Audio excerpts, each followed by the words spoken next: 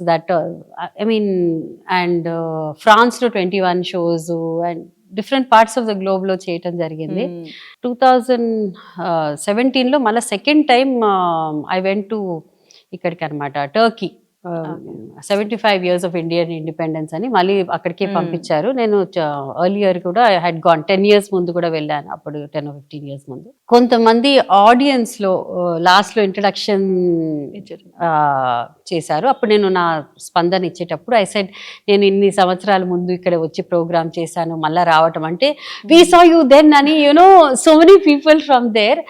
And some old age home లో work చేసే కొంతమంది సర్వీస్ చేసే వాళ్ళు కూడా, including nuns, raise they hand and said you came and perform for us for all the old people అని చెప్పి అలా చెప్పారు అనమాట. సో అలాంటి అనుభూతులు చాలా ఉన్నాయి.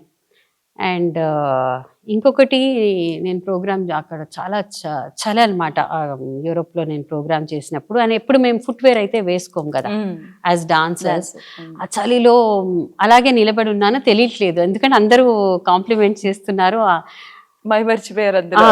అప్పుడు ఒక పర్సన్ వచ్చి, ఆయన ఒక చాలా ఓల్డ్ మ్యాన్ అనమాట, ఆయన కోట్ తీసి కింద వేసి, madam stand on this, it is so cold, you are standing like this, your performance was so amazing అని అనటం కూడా జరిగింది.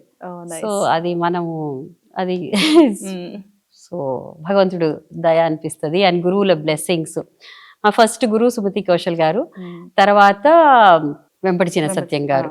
నా భూతో నా భవిష్యతి, అంత గొప్ప గురువు నాకు దొరకటం నా పూర్వజన్మ సుకృతం అని ఎప్పుడు నేను అనుకుంటూ ఉంటాను. ఎందుకంటే ఆ మహానుభావుడు వల్లనే ఈరోజు కూచిపూడి అలా ఉంది.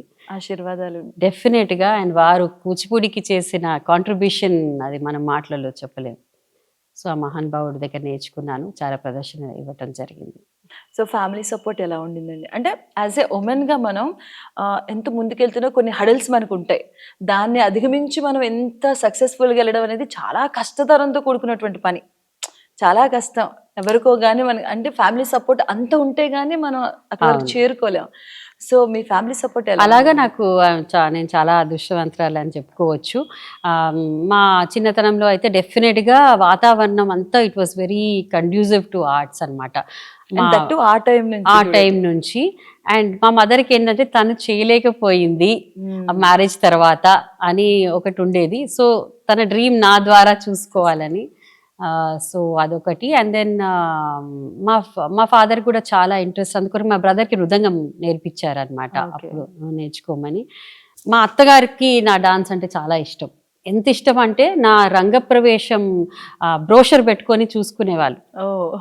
సో అది నా అదృష్టంగా భావిస్తాను. అండ్ సో అట్లా కంటిన్యూ అయింది. అండ్ మా husband is always very supportive and he says always encouraged మీ, నీకు ఇష్టం ఉన్నది నువ్వు చెయ్యి.